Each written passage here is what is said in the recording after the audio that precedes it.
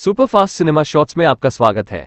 आज हम आपको ऐसी कहानी दिखाते हुए बताएंगे जो एक राजा की है और उसे पैदा होते ही भेड़िए के मुंह में फेंक दिया जाता है। मूवी की शुरुआत में हमें सिमियंस वानरों को दिखाया जाता है जो बंदर के प्रजाति के होते हैं। आप उन्हें हमारे पूर्वज भी कह सकते हैं। सभी वानर अपने राजा के पुत्र के होने के खुशी में पुस्तनी पेड़ के नीचे इकट्ठा होते हैं। बंदरों का राजा, जिसका नाम सिमोन है, एक बड़े पेड़ के अंदर प्रशासन करता है। ये है ओलादमीर, जो राजा के करीब रहता है और राजा के साथ कोई भी बड़ी बात सुलझाने में मदद करता है। आज बंदरों की रानी 2 बच्चों को जन्म देती है। पहला बंदर बहुत छोटा और कमजोर होता है, लेकिन दूसरा बंदर उससे थोड़ा बड़ा और मजबूत होता है। और कमजोर बंदर दुनिया में पहले आया था, इसलिए वो सिंहासन का पहला उत्तराधिकारी है। और तभी एक बंदर चुड़ैल आती है। वो राजा को छोटे बंदर से छुटकारा दिलाने की सलाह देती है, क्योंकि अब वो एक अपशगुन है, और कहती है कि ये प्रकृति की गलती है और वानर उसे राजकुमार के रूप में कभी स्वीकार नहीं करेंगे। और रानी के होश में आने से पहले राजा अपने कमजोर बच्चे को दूर करने के लिए ओलादमीर को सौंप देता है। और जब रानी को होश आता है तो अपने बच्चे को पूछती है और राजा से वचन लेने को कहती है कि वो उनका अच्छे से देखभाल करेगा। और रानी की मृत्यु हो जाती है। राजा वानिया को राजकुमार घोषित करता है, जो मजबूत और स्वस्थ है। और राजा का सेवक कमजोर बच्चे को भेड़िए के मुंह में फेंकने के लिए ऊपर जाता है और बच्चे को फेंक कर चला जाता है। लेकिन वो बच्चा एक बेल पर अटक जाता है, जिससे वो भेड़िए के मुंह में नहीं जाता, लेकिन भेड़िया उसके हाथ में काट लेता है। ये देख के एक दूसरा बंदर उस बच्चे को भेड़िए से बचा लेता है, लेकिन वो बच्चा एक वानर की तरह नहीं चल पाता, क्योंकि उसके हाथ को भेड़िए ने काट लिया था और आप उसे लूला भी कह सकते हैं। इसलिए एक दूसरा बंदर इयान उसकी मदद करता है, एक माँ बाप और एक दोस्त की तरह। समय बीतता है और वो बंदर अब बड़ा हो चुका है, जिसका नाम है एडवर्ड।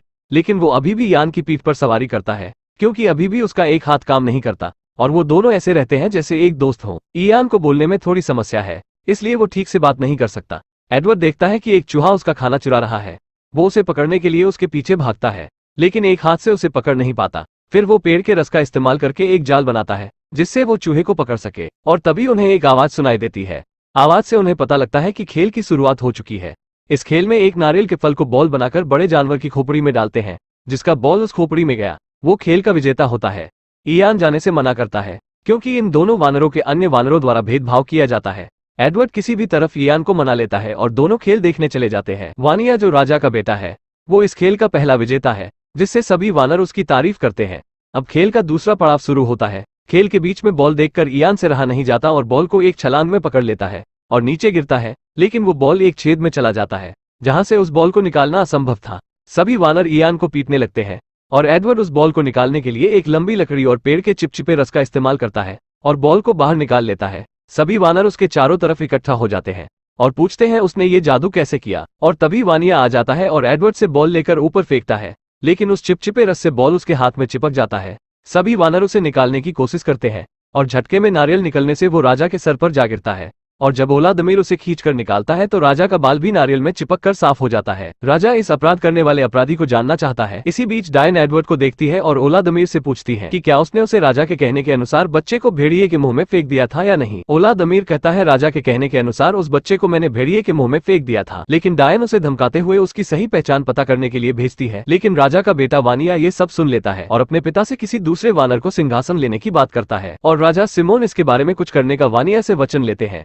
एडवर्ड और इयान कुछ बातें कर ही रहे होते हैं कि राजा के कहने के अनुसार 2 बंदर एडवर्ड के पास आते हैं और कहते हैं, राजा ने आपको बुलाया है। वहां पहुंचने के बाद पता चलता है राजा की उपस्थिति में एडवर्ड को जादू करने के अभ्यास में आरोप लगाया जाता है। एडवर्ड उन्हें समझाता है कि ये कोई जादू नहीं है, बल्कि कुछ तरकीबें हैं जो उसने खोजा है। और एडवर्ड उस गलती का समाधान देने के लिए एक पत्तों का ताज बनाता है, जिससे राजा सिमोन का टकला भी ढक जाता है और सिमोन को राजा होने का पहचान भी मिल जाता है। फिर पत्तों में साफ पानी इकट्ठा करके आईना बनाता है। राजा पहली बार अपना चेहरा देखकर बहुत खुश होता है। उसके बाद वो राजा के लिए एक झूला बनाता है और वो कुछ बातें कर ही रहे होते हैं कि कुछ कीड़ों उन पर हमला कर देते हैं। ये सब उस डायन का किया होता है और राजा झूले से नीचे गिर जाते हैं और एडवर्ड पर डायन राजा के हत्या करने का आरोप लगाती है। और राजा का बेटा वानिया इसी का फायदा उठाते हुए एडवर्ड को उस बड़े पेड़ से नीचे फेंक देता है। और राजा सिमोन को होश आता है तो पूछते हैं, एडवर्ड को नीचे किसने फेंका। वानिया कहता है, उसे मैंने नीचे फेंका, क्योंकि उसने आपको मारने की कोशिश की। राजा सिमोन कहते हैं, उसने मुझे कोई हानि नहीं पहुंचाई और तुमने एक वानर की हत्या की है। एडवर्ड को होश आता है तो देखता है वो पेड़ से नीचे गिरा हुआ है और इयान एक लता से लटक कर उसकी तरफ हाथ बढ़ाता है, लेकिन एडवर्ड उस तक पहुंच नहीं पाता। वो इयान को छोड़कर रेगिस्तान की ओर बढ़ता है।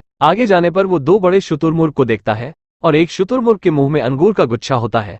एडवर्ड उसे पकड़ने के लिए 2 पैरों पर खड़े होने की कोशिश करता है और इस तरह वो 2 पैरों पर खड़ा होना सीख जाता है। और तभी वहां भेड़ियों का एक झुंड उनके पास दौड़ते हुए दिखाई देता है और इन तीनों को भी भागना पड़ता है। पहली बार एडवर्ड भागता है, वो भी उल्टा, लेकिन शुतुरमुर्ग को सीधा भागता देख वो भी सीधा भागने लगता है। एडवर्ड ये देखकर काफी खुश होता है कि अब वो तेजी से आगे बढ़ सकता है। अब उसका एक हाथ उसके लिए बाधा नहीं बनेगा। और बाकी बंदर उसे 2 पैरों पर दौड़ता देख काफी उत्साहित होते हैं और वो तीनों गेंदों के झुंड से होकर आगे निकल जाते हैं। गैंडे देखते हैं कि उनकी तरफ भेड़ियों का झुंड बढ़ रहा है। वो भी वहां से भागने लगते हैं। लेकिन अब एडवर्ड के पीछे भेड़िए और भारी भरकम गैंडे पड़ चुके हैं। एडवर्ड रास्ते के अंत तक पहुंच चुका है और वो वहां से नहीं हटा तो कुचला जाएगा। ये सब देखे एक बाप से रहा नहीं जाता और राजा सिमोन उन गैंडों के आगे आकर उन्हें रोकने की कोशिश करते हैं, लेकिन वो देखते हैं कि एडवर्ड कुचलने वाला है। वो जल्दी से अपने बेटे के आगे आ जाते हैं, जिससे एडवर्ड तो बच जाता है, लेकिन राजा सिमोन बुरी तरह घायल हो जाते हैं। राजा सिमोन मरने से पहले एडवर्ड से कहते हैं कि मैं तुम्हारा पिता हूँ और तुम्हारी माँ को आखिरी वचन दिया था कि मैं अपने बच्चों का ख्याल रखूंगा। वानिया अपने पिता का शरीर ले जाता है और एडवर्ड से कहता है कि उसे अपना भाई समझने का सोचना भी मत। वानिया को राजा का ताज पहनाया जाता है। वानिया ओलादमीर को गुस्से में बर्खास्त कर देता है। सर्गेई ओलादमीर की जगह लेता है और ओलादमीर को वानरों के झुंड और प्रजा से बाहर कर दिया जाता है।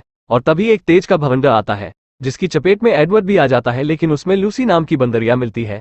एडवर्ड को उसे देखते ही प्यार हो जाता है। वो दोनों अच्छे दोस्त बन जाते हैं और एडवर्ड उसे 2 पैरों पर खड़ा होना और चलना सिखाता है।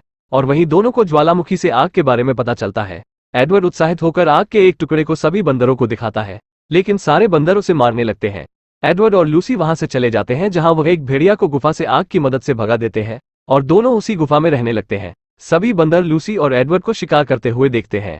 अब तो एडवर्ड भेड़िए को नियंत्रण करना सीख भी लिया है। सभी वानर उस पुश्तैनी पेड़ को और अपने राजा वानिया को छोड़ देते हैं, क्योंकि वह और अधिक भूखे नहीं रह सकते। डायन वानरों को डराने के लिए पेड़ की आत्मा को बुलाती है। तभी एक बंदर पेड़ से आने वाली आवाज का पता लगाने के लिए आवाज का पीछा करता है और उसे पता चलता है कि पेड़ की कोई आत्मा नहीं, और उसे पता चलता है कि यह सब डायन का किया धरा है। डायन उसे मारने के लिए दौड़ाती है, लेकिन सभी वानरों को पता चल गया है बंदरिया डायन का सब कुछ किया धरा है। वो वानरों को मारना चाहती है। सभी उस पेड़ को छोड़कर एडवर्ड के पास गुफा में रहने के लिए चले जाते हैं, लेकिन लूसी सभी वानर को अंदर नहीं आने देती है, क्योंकि वो लोग एडवर्ड के साथ बुरा ही किए थे। लेकिन सभी बंदर एडवर्ड और लूसी से कहते हैं कि वह खाना खाकर चले जाएंगे, लेकिन वह नहीं जाते और सारी रात गुफा में मनोरंजन करते हैं। वो लोग भी एडवर्ड और लूसी के साथ रहने लगते हैं और एक अपना गांव बनाते हैं। और लूसी एडवर्ड अब शादीशुदा है। कुछ दिन बाद उनका एक बच्चा भी होने वाला था। एडवर्ड कहता है अगर हमारा पुत्र हुआ तो उसका नाम इयान होगा। और सारे वानर पुस्तनी पेड़ को छोड़कर चले गए। इसी का बदला लेने के लिए डायन एक साजिश रच रही है। लूसी घर पर आराम करती है और एडवर्ड निर्माण कार्य में गाँव वालों के कामों में काफी मदद करता है। और सभी वानर एडवर्ड की तरह 2 पैरों पर काम करते हैं। वो अब अपने भोजन के लिए शिकार कर सकते हैं और डिएगो अच्छी चित्र बना सकता है। लेकिन तभी टिड्डियों का झुंड उस गांव वालों पर हमला कर देता है और वो सभी चीजों को नष्ट कर देता है। सर्गेई और बाकी वानर जानते हैं कि ये उस डायन का काम है, इसलिए वो सभी मिलकर उस पेड़ के पास जाते हैं। सभी वानरों के पेड़ तक पहुंचने से पहले लूसी एडवर्ड से वानिया को बचाने के लिए कहती है। एडवर्ड पेड़ के नीचे जाकर वानिया को आवाज लगाता है, लेकिन उसे कोई जवाब नहीं मिलता। सभी वानरों के पहुंचने के बाद वानिया बाहर निकलता है। सभी वानर उसे कहते हैं कि अगर वो पेड़ को उनके हवाले कर देता है तो उसे जाने देंगे, लेकिन उल्टा वानिया वानरों से वादा करता है वो उन्हें जीवित छोड़ देगा अगर वो यहाँ से चले जाते हैं तो। गिजेला वानिया का बचाव करने की कोशिश करती है, जो वानिया की पत्नी है, और सर्गेई वानिया पर हमला करने की अनुमति देता है। और वानिया गुस्से में वानरों को मारने लगता है, लेकिन वानरों की संख्या ज्यादा होने की वजह से उनके आगे टिक नहीं पाता। पेड़ में आग लगा दिया जाता है, लेकिन एडवर्ड पेड़ के नष्ट होने से पहले गिजिला को उस पेड़ से बचा लेता है। लेकिन इस बीच एक जलते हुए पेड़ की शाखा से खुद दब जाता है। वो वानिया को मदद के लिए बुलाता है। वानिया उसे अपने पीठ पर रखकर वहां से एडवर्ड को लेकर भाग जाता है, जिससे एडवर्ड की जान बच जाती है और वो डायन उसी पेड़ में जलकर मर जाती है। लेकिन अब पुश्तैनी विशाल पेड़ जलकर राख हो चुका है और वानरों के लिए यहाँ कुछ नहीं बचा। वानिया और एडवर्ड नाराजगी को दूर करते हैं और सभी वानरों के सामने अपने भाई को स्वीकार करते हैं। सर्गेई वानरों में दहशत पैदा करता है कि अब रहने की कोई जगह नहीं, हम सब भूख से मरेंगे। लेकिन एडवर्ड सभी वानरों को एकत्रित करता है और बताता है हमारे जीने की एक और आशा है। उन पहाड़ों के पीछे वो पक्षियों का पीछा करते हैं और वहाँ उन्हें पानी, पहाड़ और हरे भरे जंगल मिलते हैं और वो एक नई जगह की खोज करते हैं जहाँ एडवर्ड का मित्र इयान भी था। और यहीं पर ये मूवी खत्म हो जाती है। इस मूवी से हमें यही सीख मिलती है कि कभी खुद को या किसी को कमजोर नहीं समझना चाहिए। वैसे अगर आपको ये वीडियो ठीक लगा हो तो एक लाइक कर देना, अगर ठीक ना लगे तो कमेंट में बता देना।